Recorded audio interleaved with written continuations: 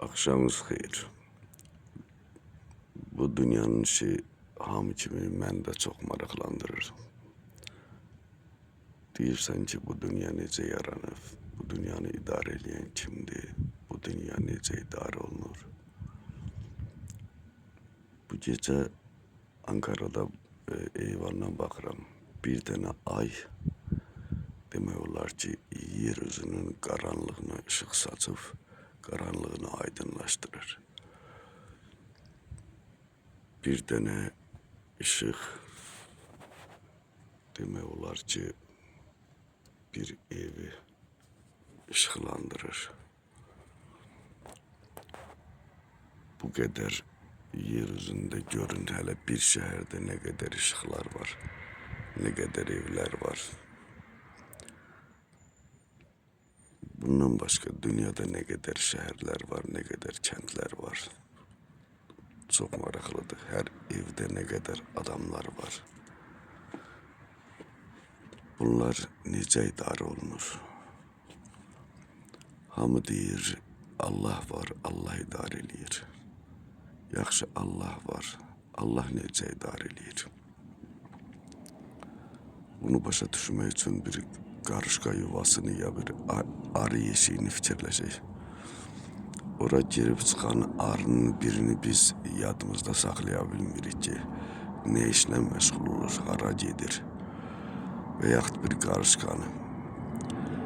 O cümlələrində Allah da bu yer üzündəki insanları bir-birini izləyir.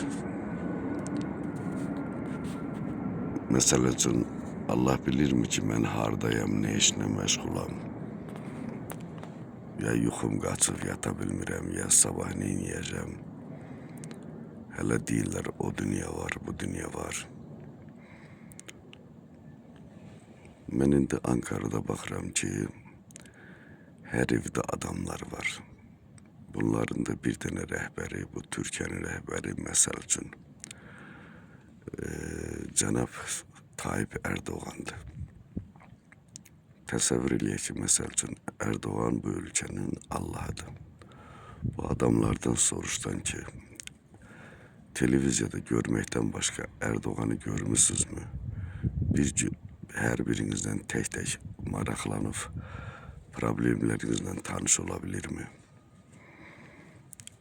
Hansısa bir kömək məsləhəti verə bilirmi? Hər bir adamla prezident məşğul olsa, onun vaxtı çatarmı 24 saat ərzində? Nə qədər ömür lazımdır? Demək, prezident yer üzündə qayda qanun qoyur ki, onun nazirləri var, köməkçiləri var, mədəni sahəsinə, ticari sahəsinə, hər şeyə baxanlar kimi. Demək, idarə eləyən prezident yox, onun işçiləridir. Hər demək olar ki, bir rayonla, bir qəsəbə ilə və yaxud bir insanlarla maraqlanıb, onların probleminin həlli üçün çalışır. Demək, dünyanı da yer üzündə kim hansısa bir qanun idarə eləyir. Məsəl üçün deyirik, dünyanın sahibi Allah'dır. Demək, Allah da hər hansısa bir mələklər vasitəsindən bu yer üzünü idarə eləyir.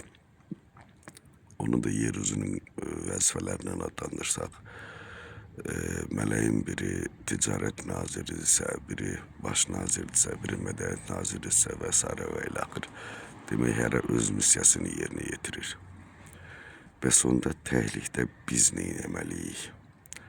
Ailənin sahibi kimi kişi və qadın, kişi ailənin sahibi, başçısı, qadın onun vəziri deyək, baş naziri deyək, ailəsini idarə eləyirsə, tək-təklikdə də belə qənaətə gəlmək olur ki,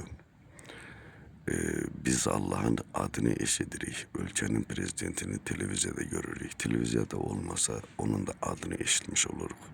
Necə şah suldarələrində qədim zamanlarda padşahların adı eşidilirdi, onun əməlləri eşidilirdi, özü görülmürdü.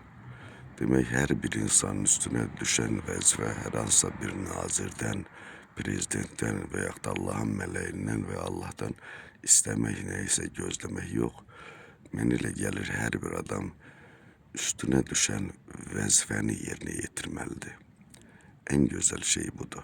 Mesela bir psikologdan ya bir din adamlarından bir kelam eşidiriksə, məsəl üçün belə deyək də, deyir ki, 5 günah var. Məsələn, zina eləmə, qeybət eləmə, yalan danışma, məsəl üçün belə adam öldürmə. 5 yaxşı işi var. Saat ki, mədən ol, mərfətli ol, Allah'ı sev, birbirini sev, ailəni sev, vətənini sev. Biz bunu eşidəndə bir xüsusiyyətimiz var. O saat paylaşırıq başqası üçün. Ama biz nə etməliyik? Biz onu paylaşmaktan sonra biz eşitdiyimiz müəllimdən, psikologdan və ya ki, müqəddəs kitablardan eşitdiyimiz bir ayəni özümüz düşünməliyik. Ki mən bunu eşitdimsə, görün bu 5 günahdan məndə neçəsi var? Mən ondan təmizlənim. 5 yaxşı iş nədirsə, mən ondan görüm o yaxşı xeyirxah işlərdən məndə varmı? Eğer varsa demək yaxşı cəhətlərimi saxlamalıyam, o pis cəhətlərdən uzaq olmalıyam. Hər bir adam doğrudan öz üzərində işləyəndə dünya gör nə qədər xoşbəxt ola bilər. İnsanlar nə qədər xoşbəxt ola bilər. Nə qədər mehribançılıq ola bilər. Bunun özü də elə bir növ özünün həm prezidentin, həm də Allah'ın sayılırsan. Özündən çirkinlikləri təmizləyirsən, gözəlliklə məşğul olursan. Hər bir adam öz üzərində işləyəndə çirkinliklərdən uzaq olub, günahlardan uzaq olub, yaxşı işlərlə məşğul olanda doğrudan da ölkənin rəhbərinin də işi rahat olur, Allah'ın da işi rahat olur. Ölkədə əmin-amanlıq, gözəllik olanda prezident də sevinir, şükür eləyir xalqından, xalq da öz rəhbərindən, Allah da sevinir öz yarattıqlarından. Biz də sevinirik ki, Allah'la ki, nə gözəldir oradan, bu həyat nə qədər gözəldir. Allah bizləri nə qədər gözəl yaradıb, nə qədər gözəlliklər yaradıb. Bu gözəllikləri duyub, yaşayıb, ləzzət alıb və Allah'a şükür eləməkdən gözəl bir şey varmı? Allah hamımıza kömək olsun.